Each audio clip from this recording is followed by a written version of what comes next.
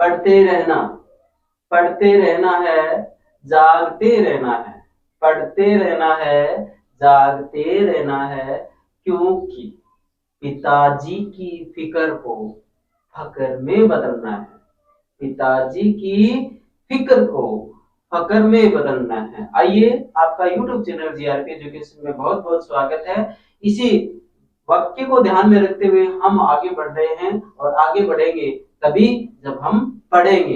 इसलिए आज हम प्रश्नावली नंबर 3.3 को पढ़ने जा रहे हैं, अर्थात आंकड़ा बदल गया, देख लेना, आज 3.2 की जगह 3.3 हो गया है। जब ये आंकड़ा बदलेंगे हम, तभी तो अपने आप को बदल पाएंगे। जब अपने आप को बदल पाएंगे तो सब कुछ बदल जाएगा। इसी उम्मीद के साथ आज हम पढ़ने वाले हैं प्रतिस्थापन विधि। इसी उम्मीद के साथ क्या पढ़ेंगे हम? प्रतिस्थापन विधि से रैखिक समीकरण युग्मों को हल करना। बड़ी खास क्लास होने वाली है ये, क्योंकि इसमें हम एक नई विधि का अध्ययन करने वाले हैं, जिसमें हमने अभी तक 3.2 में केवल मात्र एक ही विधि, ग्राफीय विधि को सरल किया और बिल्कुल विस्तृत जानकारी के साथ हम उनको सरल कर पाए हैं। अब हम पढ़ने जा रहे हैं 3.3। उसका पहला सवाल है प्रतिस्थापन विधि से रैखिक समीकरण युग्मों को हल करना।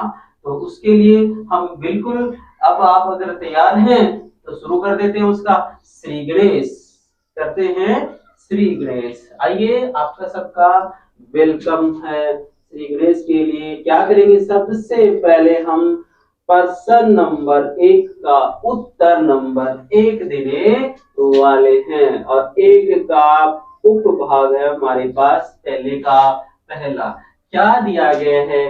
दिए गए रैखिक समीकरण। एक सवाल को बड़े ध्यान से समझिए, दोबारा आपको जरूरत नहीं पड़ेगी समझने की। दिए गए रैखिक समीकरण, और ये जरूरी है कि सवाल को हमें किस प्रकार से करना होगा। दिए गए रैखिक समीकरण युग्म, बड़े तरीके के साथ हम इस सवाल को लिखेंगे। क्या दे रखे हैं? x प्लस वाई बराबर कितने? 14 और x माइनस वाई बराबर कितने? 4। ठीक है, इनको समीकरण हम बाद में देंगे। हमें क्या करना है? ज्ञात करना है। क्या करना है? ज्ञात करना है। क्या क्या ज्ञात करना है? x व y का मान, y का मान, और वो भी कौन सी विधि से? प्रतिस्थापन विधि से। x व y का मान प्रतिस्थापन विधि से। कौन सी विधि से करेंगे? प्रतिस्थापन विधि से करने वाले हैं। ठीक है, इसके लिए क्या करेंगे हम? सबसे पहले दिए गए समीकरण युग्मों के नंबर दे दो, नंबर 1 और ये हो गया नंबर 2। ठीक है, अब आप बिल्कुल स्वतंत्र हैं कि इन दोनों समीकरणों में से कोई भी एक समीकरण ले सकते हैं। तो समीकरण नंबर, किसी की इच्छा है 1 नंबर तो वो 1 नंबर ले, अगर किसी की इच्छा है कि 2 नंबर समीकरण लिया जाए तो समीकरण 2 भी ले सकते हैं। समीकरण 1 मैं ले रहा हूं समीकरण 1 से। अब समीकरण 1 क्या भी? x प्लस वाई बराबर कितने हैं? 14। ठीक है, यहां से हमें एक चर को एलएचएस साइड में रखना है, बाकी सभी संख्याएं जितने भी चर हैं, जितने भी चर हैं, उन सबको हम आरएचएस साइड में लेके आने वाले हैं। यहाँ बिल्कुल हमें एक चर क्या चाहिए? स्वतंत्र चाहिए, कौन सा भी क्यों ना हो। ठीक है, देखिए, किसी की इच्छा है कि वो स्वतंत्र चर x को रखना चाहता है तो x को रख लो एलएचएस साइड में। अगर किसी की इच्छा है कि वो एलएचएस साइड में y स्वतंत्र चर को रखना चाहता है तो y को रख लो और x को इधर आरएचएस साइड में भेज दे। देखिए, किसी की इच्छा x को रखना है तो x रख ले और मेरे साइड में क्या भेज देंगे? प्लस का y। जो प्लस का y आपकी साइड में है, लेकिन जब मेरी साइड में आ गया तो वो प्लस से क्या हो जाएगा? माइनस, क्योंकि बराबर से जब हम एलएचएस से आरएचएस या आरएचएस से एलएचएस में जाते हैं तो प्लस से माइनस और माइनस से क्या हो जाते हैं? प्लस हो जाते हैं। ये अच्छे से समझ में आया होगा आपको। इसे समीकरण दे देंगे हम 3। क्या दे देंगे? समीकरण नंबर 3। ठीक है, समीकरण 3 से x का मान इसमें रख देंगे, x का मान हम समीकरण 2 में रख देंगे। समीकरण 2 में रखने पर अब ये बताओ कि मैंने समीकरण 3 से x का मान समीकरण 2 में ही क्यों रखा, 1 में क्यों नहीं रखा? ये बात इंपॉर्टेंट होगी। यहाँ बच्चे गलती करते हैं और आप लोगों को ये गलती नहीं करनी है। जो होने वाली गलती है वो पहले ही बता रहा हूं कि यहाँ गलती कर देते हैं, वो समीकरण 1 2 तो ले लेते हैं और किसी एक समीकरण को लेकर के वो क्या करते थे, स्वतंत्र चर का मान निकाल लेते हैं, स्वतंत्र चर निकाल लेते हैं। लेकिन वो क्या करते हैं कि जब स्वतंत्र चर का मान समीकरण में रखते हैं तब क्या कर देते हैं, वो जो समीकरण अभी लिया था उसी में रख देते हैं। ये गलत हो जाता है, इसलिए ध्यान रखना। अगर आपने समीकरण 1 लिया है और 1 से आपने x का मान निकाल लिया तो अब x का मान आप 1 में मत रखिए, समीकरण नंबर 2 में रखिए।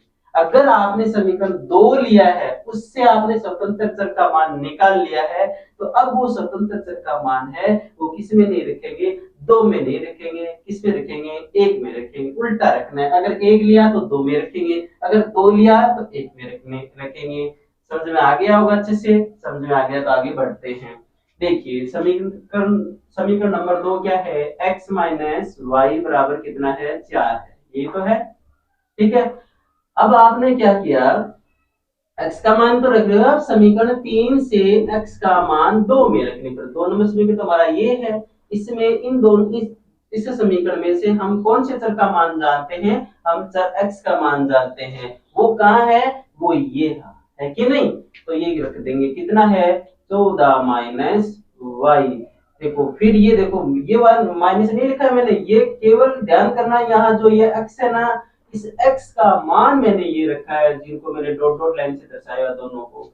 देखिए एक बार फिर से, ये हमारा समीकरण नंबर 2 है और इस समीकरण नंबर 2 में जो x दिखाई दे रहा है ना, इस x का मान मैंने देखो ये x बराबर कितना लिख रखा है, 14 माइनस वाई लिख रखा है ना, वो मैंने यहाँ रखा है। इस x का मान 14 माइनस वाई रख दिया। अब आगे पढ़ो, ये आगे क्या लगा हुआ है, माइनस, तो माइनस लगा दो। फिर क्या है, y, तो y तो बराबर में कितने, 4, तो ये 4 लो। ठीक है, उसके बाद क्या करना है आपको, 14 को यही रहने दें, ये माइनस का y और ये माइनस का y सेम चिन्ह वाले क्या होती है, संख्याएं जुड़ जाती है। ठीक है, अगर उनको गुणा नहीं करना है तो वो जुड़ेगी। ठीक है, गुणा करते वक्त अलग बात है, माइनस माइनस क्या हो जाएगा, वो प्लस हो जाते हैं। लेकिन यहाँ देखो ये गुणा तो है ही नहीं, तो माइनस के y और माइनस के y कितने हो जाएंगे, माइनस के 2y, क्योंकि सेम चिन्ह वाली संख्याएं जुड़ जाती है, चिन्ह वही रहता है।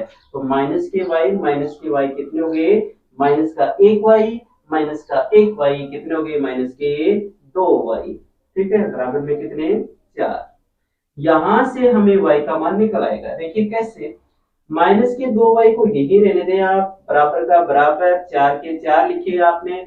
ये देखो प्लस के 14 हैं, जो आरएचएस साइड में क्या आकर के क्या हो जाएंगे, माइनस के 14 हो जाएंगे। ठीक है, अब देखो y का मान आपको चाहिए तो इसलिए y को यही रहने दो। देखो यहाँ इनको कैलकुलेट कर लो पहले तो, चलो मैं ये सेम टू सेम ही लिख देता हूँ, एक स्टेप और लिख दूंगा। माइनस 2y के मैंने माइनस 2y लिखे। अब ये देखो प्लस का 4 माइनस के 14, यहाँ सेम चिन्ह नहीं है ना, ये देखो माइनस का, ये क्या है, प्लस का है, सेम चिन्ह नहीं है। तो हम क्या करेंगे, हम करेंगे कि बड़ी में से छोटी घटा दो, बड़ी का चिन्ह लगा दो। वैसे मैं बार बार से हमेशा बताता हूँ कि ये बड़ी नहीं है वास्तव में, लेकिन समझाने मात्र से है। ठीक है, हमें तो समझ में आना चाहिए कैसे आई। ठीक है, तो ये प्लस का 4, ये माइनस के 14 है, असमान चिन्ह है, तो बड़ी में से छोटी घटा दो, 14 में से 4 घटा दोगे 10 बचेगी। लेकिन चिन्ह किसका बचेगा, हमेशा बड़ी संख्या का चिन्ह बचेगा। बड़ी संख्या के क्या लगा हुआ है, माइनस का चिन्ह, तो मैं माइनस का लगा दूं। समझ में आ गई बात इतनी, चलो ठीक है। y का मान हमें चाहिए इसलिए y को वही रहने देंगे, माइनस के 10, और ये देखो माइनस के 2 गुणा में है, किसके, y के गुणा में है। जो आरएचएस में आएंगे तो गुणा से क्या लग जाएंगे, भाग में लग जाएंगे। चलो y की y, माइनस माइनस क्या हो गया, प्लस, और 10 में 2 का भाग दिया, कितने आ गए रे, 5 आ गए। ठीक है, y बराबर कितना आ गया 5। हमें किस किस के मान चाहिए थे, x और y के मान चाहिए थे। हमारे पास केवल किसका मान आया है, y का मान आया है। तो फिर क्या करेंगे, अब हम y का मान, शायद ये दिखाई दे रहा होगा, y का मान ध्यान दें, अगर यह दिखाई नहीं दे रहा है तो आप समझने की कोशिश करें। y का मान क्या करेंगे हम, अब किस में रखेंगे बोलो, अब हम एक में रखेंगे। ठीक है, अब हम एक में रखेंगे। ध्यान कर लेना, सबसे पहले जो समीकरण लेते हैं उसी में रखते हैं। सबसे पहले जो समीकरण लेते हैं उसी में रखते हैं। मैंने यहाँ समीकरण कौन सा लिया है, एक लिया है। तो मैं देखो यहाँ लास्ट में भी फर्स्ट और लास्ट सेम होते हैं। देखो फर्स्ट क्या है, फर्स्ट बार समीकरण हमने एक नंबर लिया है, तो मैं यहाँ भी देखो y का मान समीकरण एक में ही रख रहा हूँ। समीकरण एक में रखने पर समझ में आ गया होगा कि फर्स्ट बार जो हमने समीकरण लिया था, लास्ट बार भी वही समीकरण लेंगे। चलो ठीक है, समझ में आ गया। तो x प्लस वाई बराबर कितना हो गया, बराबर में आपको दे रखा है 14। दे रखा है कि नहीं, ये देखो पहला समीकरण यही तो है। इसमें से हम एक का मान जानते हैं, इन दोनों चरों में से एक का मान निकाल चुके हम। किसका, देखो इसका निकाल चुके, y का निकाल चुके हैं। x का मान हमारे पास नहीं है, तो जैसा है वैसा का वैसा रख दो, प्लस का प्लस रख दो। y का मान बोलो कितना है 5, और बराबर में कितने रे 14। ठीक है, x को यही रहने दो, ये 14 और ये प्लस के 5 है, जो आरएचएस में आएंगे तो माइनस के हो जाएंगे। ठीक है, x को यही रहने दो। 14 में से 5 के कितने बचे रे, 9 बचे। इस प्रकार से हमने x का मान भी निकाल लिया। क्या हमें x और y के मान निकालने थे, बिल्कुल ये निकालने थे जो हमने निकाले हैं। उम्मीद करता हूँ समझ में आ गया होगा। नहीं आया है कोई बात नहीं, आप वीडियो को बैक करें। मैंने बताया था ना, गुरुजी आपके इशारों पे चलते हैं आज के इस युग में, जबकि पहले बच्चे गुरुजी के इशारों पे चलते थे, लेकिन आजकल गुरुजी बच्चों के इशारों पे चलते हैं, क्योंकि सब कुछ गुरुजी की पूरी चाबी उनके हाथ में होती है। अगर चाहे बच्चे कि गुरुजी जल्दी जल्दी पढ़ाओ, टप टप टप टप पढ़ाओ, तो बिल्कुल पढ़ा सके हैं, क्योंकि वहां हम जो स्पीड है वो नॉर्मल से क्या कर लेते हैं, दुगुना डेढ़ गुना ऐसा कर लेते हैं। ठीक है, और थैयों को गुरुजी धीरे धीरे पढ़ाओ तो भाई थरकन है, क्योंकि अपन स्पीड क्या कर लेंगे, जो नॉर्मल है उससे कम कर लेंगे। तो गुरुजी पढ़ाऊंगा कि माइनस वाई बराबर 4, ऐसे भी पढ़ सकते हो। ठीक है, और वो भी समस्या नहीं है कि गुरुजी एक साइड हो यो थारो सिर अग्गा है, तो बात को नहीं रही ना बागे अगे कोनिया गुरुजी के सिर ग्रामीण गया वहां। ठीक है, तो देखो ये हमारे पास x और y के मान आ गए। एक बार मैं फिर से दोहरा देता हूँ, कोई बात नहीं। ये हमारे पास क्या थे, दो समीकरण थे जिनको हमें सरल करना था, और वो भी कौन सी विधि से, प्रतिस्थापन विधि से करना था। ठीक है, तो हमने क्या किए, दिए गए समीकरण को वापस लिख दिया, उनके नाम दे दिए 1 नंबर 2 नंबर। याद क्या करना है वो भी हमें याद रखना चाहिए, इसलिए लिख दिया मैंने x और y का मान प्रतिस्थापन विधि से नहीं लिखा है मैंने, यहाँ आप मान लिख लेना। ठीक है, प्रतिस्थापन विधि से। अब ये दोनों समीकरण ना, इनमें से आप बिल्कुल स्वतंत्र है, जो चाहे वो समीकरण आप ले सकते हैं। मैंने यहाँ समीकरण नंबर 1 लिया, क्योंकि दोनों को साथ में मैं भी नहीं ले सकता ना, इसलिए आप, मैंने समीकरण 1 लिया है। अगर आप में से किसी की इच्छा ये है कि वो समीकरण 2 ले, तो वो 2 ले सकता है, कोई दिक्कत नहीं। तो समीकरण मैंने 1 लिया, एक क्या भी x प्लस वाई बराबर 14, तो x प्लस वाई बराबर 14 मैंने लिख दिया। इनमें से क्या करना होता है, एक चर एलएचएस साइड में रखें आप, और उस चर को रखने की कोशिश करें जो वो बिल्कुल क्या हो, स्वतंत्र। यहाँ तो दोनों ही स्वतंत्र है, तो जो चाहे वो रख लो। मैंने यहाँ स्वतंत्र चर x यहाँ रख लिया, प्लस का y था इधर आके माइनस का मैंने कर दिया, उसी समीकरण बन गया आपका 3। ठीक है, मैंने समीकरण 3 नंबर बना दिया, और समीकरण 3 में मुझे किसका मान मिला है, हमें x का मान मिला, कितना 14 माइनस y। ये जो समीकरण 3 से x का मान है वो मैंने 2 में रखा। अब मैं एक बार फिर से बता रहा हूँ, मैंने 2 में क्यों रखा, क्योंकि सबसे पहले मैंने क्या ले लिया था, समीकरण 1 तो ले लिया ना, अब इसके साथ कोई दुश्मनी थोड़ी ना, इसी के लगे रहे। अपन क्या करेंगे, दूसरा तो लेंगे, चेंज कर लो। समीकरण 1 ले लिया हमने, यूज कर लिया इसका, अब समीकरण 2 ले लेंगे। समीकरण 2 क्या, x माइनस वाई बराबर 4 ये है। अब देखो यहाँ देखो x का मान है हमारे पास समीकरण 3 में है ना, ये देखो x का मान, तो 14 माइनस वाई, मैंने इसकी जगह 14 माइनस वाई कर दिया, माइनस के वाई बराबर 4।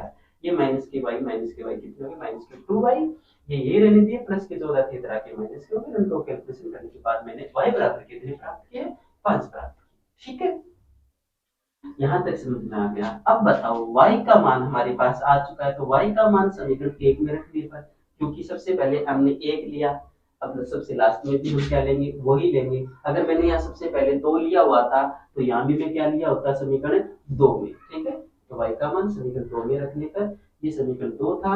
x का मान हमारे पास करेक्टली नहीं है, वैसे तो है ही, लेकिन ये नहीं अंकित मान नहीं है।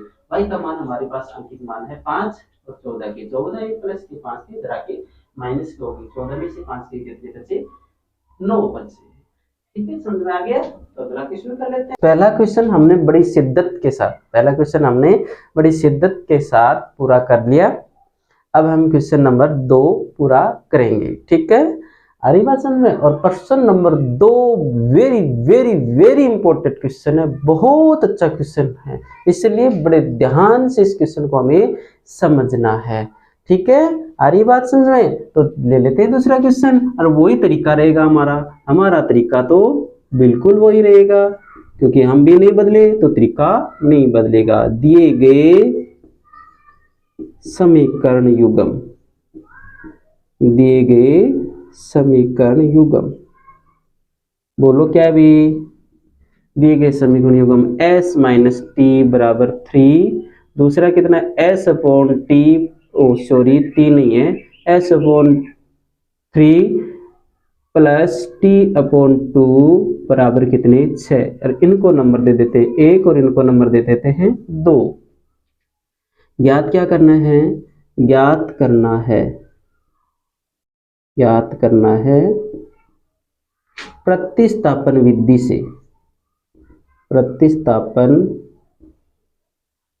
विधि से क्या करना है, x व y का मान।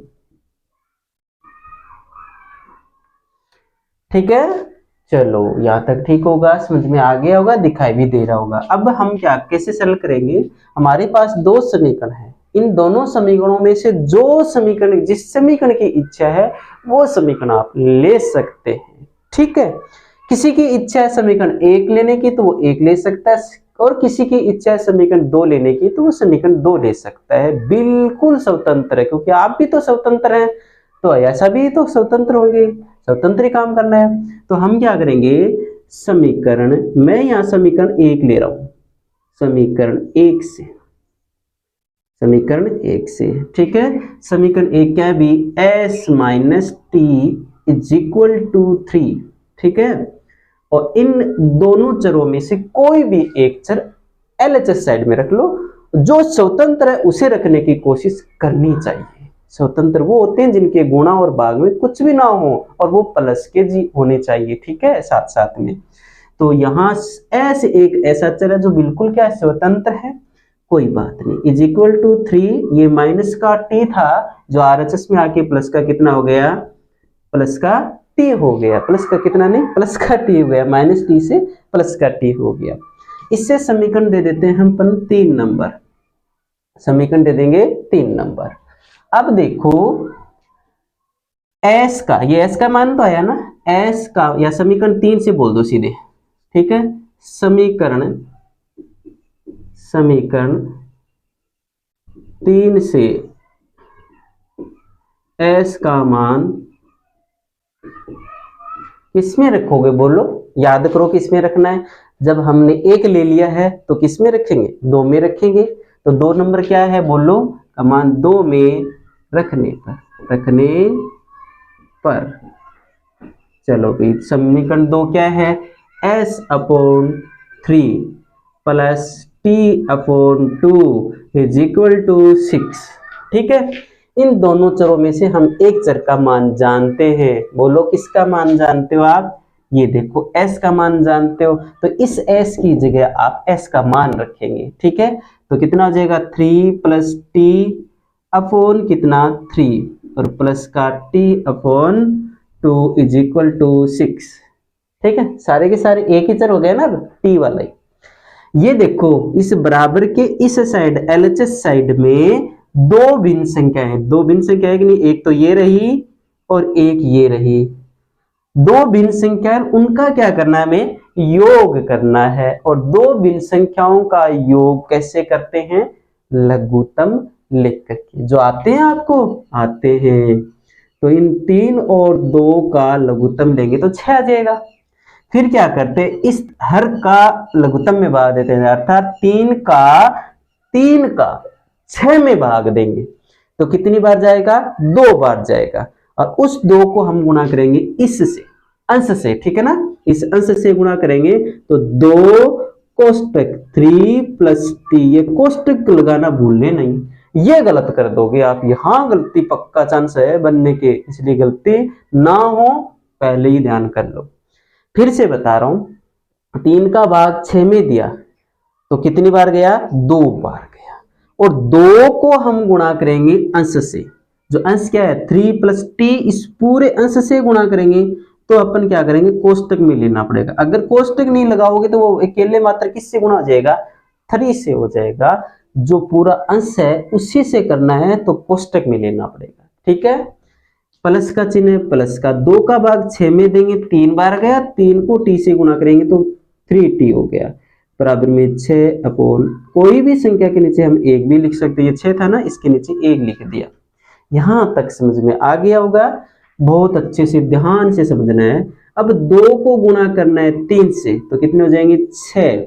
फिर 2 को किससे गुणा करना है, टी से, और तो देखिए प्लस का चिन्ह है, प्लस लगा दीजिए, 2 को टी से गुणा करेंगे तो कितना हो जाएगा, 2t। फिर आगे क्या है, प्लस है तो प्लस लगा दो, ये कितने 3t, और बट्टा में कितना 6, और बराबर में 6 अपॉन 1, अरे 6 अपॉन 1, अरे 6/1। ठीक है, तुम्हें पता ही है इंग्लिश में तो बहुत ही ज्यादा होशियार है अपन। तो 6 का 6, और ये 2t 3t कितने हो गए, 5t, बट्टे कितने 6, बराबर 6/1। अब देखो यहां बराबर के इस साइड में, बराबर के इस साइड में और इस साइड में एक एक भिन्न संख्या, देख लो चाहिए, इस बराबर के इस साइड में एक भिन्न संख्या, ये देखो बट्टी का चिन्ह एक ही तो है, और इस साइड में भी एक ही संख्या है। इनको कैसे सरल करें, ऐसी पोजीशन में हमेशा वज्र गुणा करना है। क्या करना है, वज्र गुणा, तिर्यक गुणा, तिरछा गुणा। ठीक है, वो करने आते हैं क्या, वो आते हैं ऐसे, इनको ऐसे गुणा करते हैं, यानी इसका तो अंश लिया तो इसका हर लेंगे, और अगर इसका अंश ले लिया तो इसका हर लेंगे। ठीक है, उल्टा गुणा करते हैं ऐसे। तो इस 6 + 5 × t, और इनको गुणा करना हम इस 1 से गुणा करेंगे। हमें पता है कि 1 से किसी संख्या को गुणा करते फर्क नहीं पड़ता है, लेकिन यहाँ कल को -1 भी तो आ सकता है ना, इसलिए बताओ मैं। ठीक है, बराबर इस 6 को हम, यानी इसका अंश तो इसका हर लेंगे, ऐसे गुणा कर देंगे, इन दोनों को गुणा करते हैं, इसको ऐसे ऐसे। ठीक है, तो 6 × कितने हो गए, 6। यहाँ बता दूं फिर मैं शेष पार्ट, यस दिखाई दे देगा, शायद दिखाई दे देगा। तो 1 को हम 6 से गुणा करेंगे तो 6 ही आना है, 1 को किसी संख्या से गुणा कर दो चाहे वही आएगा। 1 को हम 5t से गुणा करेंगे तो कितना आ जाएगा, 5t, बराबर में 6 को 6 से किया तो कितने हो गए, 36। यहाँ तक समझ में आ गया होगा। चलो ठीक है, यहाँ कर लेते हैं शेष पार्ट। शेष पार्ट में यहाँ कर रहा हूँ, ध्यान करना, यहाँ कर रहा हूँ। देखिए ये कितने, 6 + 5t बराबर कितने, 36 है। अब मैं 5t को यही रहने दूंगा, प्लस के 36 यही है, ये देखो प्लस का 6 है ना, इसको RHS में ले आओ तो माइनस का 6 हो जाएगा। ठीक है, ये लो 5t बराबर 36 में से 6 गए, 30 ही तो बचे, और t को यही रहने दो, 30, और t के गुणा में 5 है जो RHS में आके गुणा से भाग में हो जाएंगे, तो t बराबर कितने बचे रे, 6। हमारे पास t का मान आ चुका है, अभी t का मान आ चुका है। ध्यान करना भी, पहले ये है, फिर ये है, फिर ये है। ठीक है, अब देखो क्या करेंगे, t का मान किस में रखोगे बोलो, उसमें रखेंगे जो सबसे पहले लिया था। सबसे पहले मैंने तो लिया था 1 नंबर, तो मैं 1 नंबर समीकरण में रखूंगा। और आप में से किसने 2 नंबर लिया था? तूने लिया था ना, तो आपको 2 नंबर में रखना है। आपको मतलब सबको नहीं समझना, ध्यान करना ना, कभी ऐसे कंफ्यूज मत हो जाना। देखो फिर से देख लो, सुन लो, कोई बात नहीं समझ में आया तो देखो टी का जो मान है वो हम उसी समीकरण में रखेंगे जो हमने सबसे पहले लिया था। सबसे पहले हमने तो समीकरण 1 लिया था, तो उसमें रख दो, है ना। आ रही बात समझ में अब तो देखिए एक क्या है, टी का मान समीकरण 1 में रखने पर, समीकरण 1 में रखने पर 1 नंबर बोलो भाई क्या है, 1 नंबर बोलो भी क्या है, s माइनस टी बराबर कितने, 3। बोलो s का तो पता नहीं, माइनस टी का पता है जो कितना है 6 बराबर 3। अब देखो s का मान चाहिए, s ये रहने दो, और 3 का 3, ये माइनस का 6 है जो RHS में प्लस का 6 हो जाएगा। तो s बराबर कितने हो गए, 9। s बराबर कितने हो गए, 9। ठीक है, इस प्रकार से हमने s और t के मान निकाले हैं। ठीक है, उम्मीद करता हूं कि आपको समझ में आ गया होगा, पता तो नहीं है लेकिन मुझे विश्वास है कि आपको समझ में आ गया, तो पक्का और पक्का शायद समझ में आ गया। कहते हैं कि जब टीचर को विश्वास बन जाता है कि हाँ ये चीज बच्चों को समझ में आ गई, जब टीचर खुद संतुष्ट हो जाता है तो इसका मतलब बच्चों को 90% से ज्यादा समझ में आ जाता है। शायद आपको भी समझ में आ गया, मैं उम्मीद कर रहा हूँ, क्योंकि सेम ही तरीके से सारे सवाल अपन कर रहे हैं, तो दोबारा दोहराने की जरूरत नहीं, क्योंकि आप बैक कर सकते हैं थोड़ा सा वीडियो अगर दिक्कत है तो किसी प्रकार की, और एक एक शब्द को आप बिना स्किप के ध्यान से समझते हैं तो दोबारा आपको ऐसी नौबत नहीं आती है कि आपको सवाल न आए, सवाल अपने आप खुद चला के आएगा आपको। ठीक है, तो बढ़ते हैं आगे। ठीक है, क्वेश्चन नंबर 3 की ओर। तो इस तरह से हमने 2 क्वेश्चन भी क्लियर कर लिए, तब तीसरा भी कर लेंगे, इसको क्यों छोड़ें। कभी ये कह देगा मैं नाराज क्योंकि आपने मुझे सॉल्यूशन नहीं बताया। अरे वो पहले वीडियो में भी रह गया था ना, उसमें भी थोड़ी आवाज वाली दिक्कत आ सकते हैं क्योंकि मैं तो उसे भूल गया था और इस बार भी भूल गया। अरे भाई क्या कर रहे हैं, ठीक है, तो ये गलतियां अब नहीं होगी। बढ़िया है कि जल्दी समझ में आ गई बात। पहले का हम तीसरा कर रहे हैं, दिए गए समीकरण युग्म, दिए गए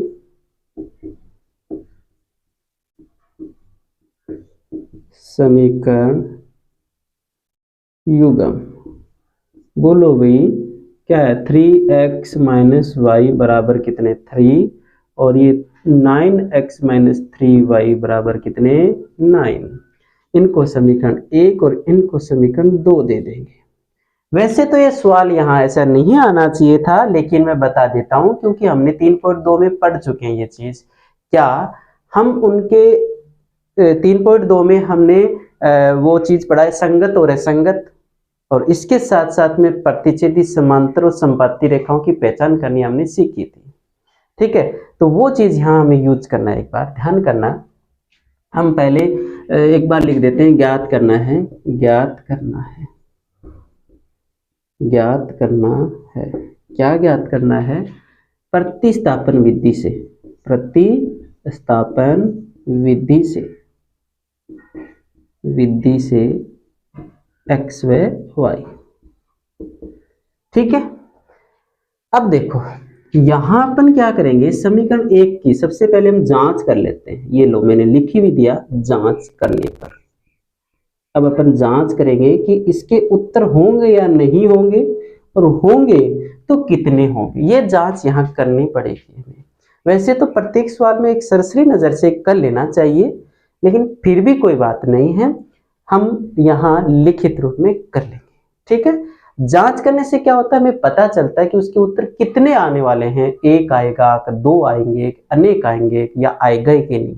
तो हम इनकी जांच कर लेते हैं। जांच करने के लिए अपन क्या करते हैं, समीकरण 1 पहले याद करो भी, जांच करने के लिए क्या करते हैं, हम क्या करते हैं, अनुपात निकालते हैं, किनके, a1/a2, b1/b2, c1/c2, अर्थात समीकरण युग्मों के संगत अचरों, अचर गुणाकों के, संगत अचर गुणाकों के हम अनुपात निकालते हैं।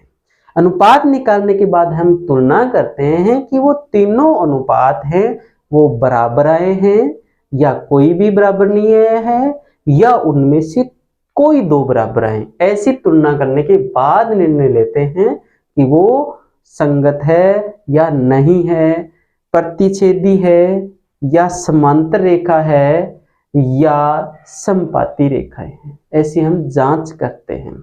ठीक है, तो यहाँ भी जांच कर लेते हैं। अगर आप में से किसी ने प्रश्नावली नंबर 3.2 की वीडियो नहीं देखे हैं तो वो प्लेलिस्ट में डाल रखे मैंने, और फिर भी अगर ऐसी नहीं पढ़ा है, नहीं पढ़ा जा सकता तो आप इन्हीं में समझ लो, कोई बात नहीं है। समीकरण 1 की व्यापक रूप क्या भी व्यापक रूप ax plus by plus c बराबर 0 से तुलना करने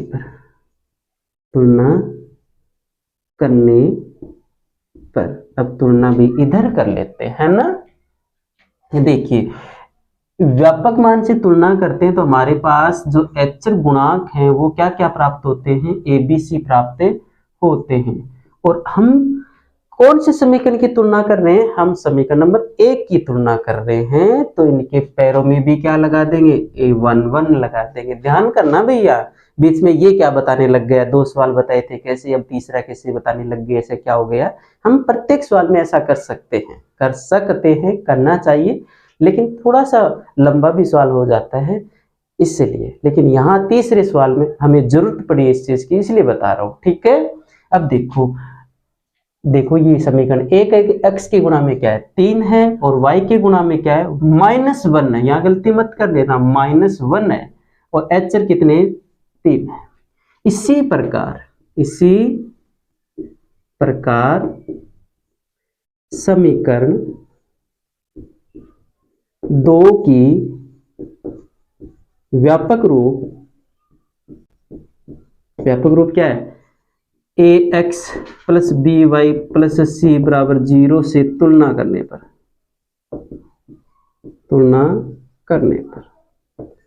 तुलना करेंगे तो हमें संगत एचर गुणांक प्राप्त होंगे। तो क्या करेंगे, ये समीकरण 2 की तुलना हो रही है तो यहाँ पैरों में क्या लग जाएंगे, 2 लग जाएंगे। समीकरण 2 के x के गुणा में क्या है 9 है और y के गुणा में क्या है -3 है और C2 गुणा में क्या है, C2 ये तीनों के मान प्राप्त हो चुके हैं। तो अब अनुपात निकालते हैं। संगत एचर गुणांकों के अनुपात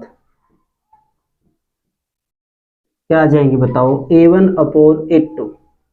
A1 कितना है हमारे पास 3 और अपॉन A2 कितना है, A2 है हमारे पास ये रहा 9। इनको सरल करेंगे तो 1/3 हो जाएगा ना, क्योंकि 3 से कट रहे हैं ना ये। B1/B2 कितना हो जाएगा, B1 है हमारे पास -1 और B2 कितना है -3, तो ये हो गया माइनस प्लस C1/C2 आंधी बहुत तेज आ गई भी। C1/C2 कितना है 9। इनको भी सरल करेंगे 1/3, मैं भी थोड़ा जल्दबाजी में कर रहा हूँ। तो इस तरह से हमने A1/A2 और B1/B2 और C1/C2 के मान निकाले, जो तीनों ही क्या है बराबर है। यहाँ अनुपात क्या है, अनुपात A1/A2 बराबर B1/B2 बराबर C1/C2।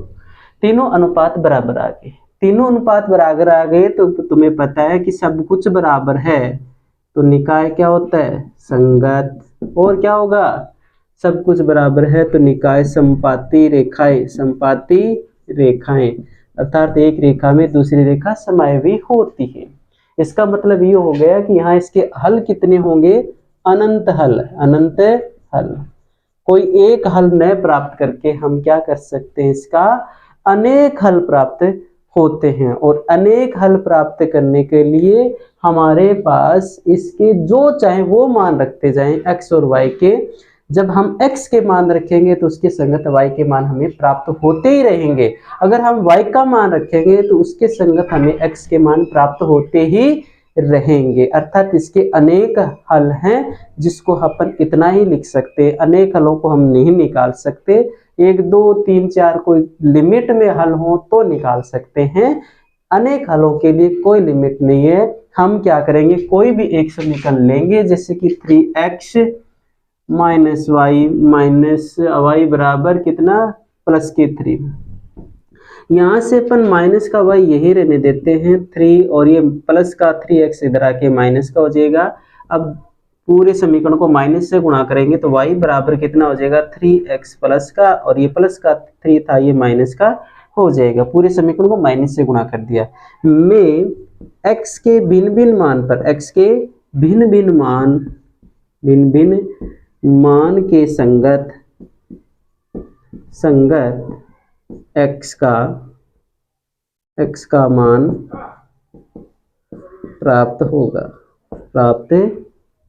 होगा। ठीक है, इसका मतलब ये है।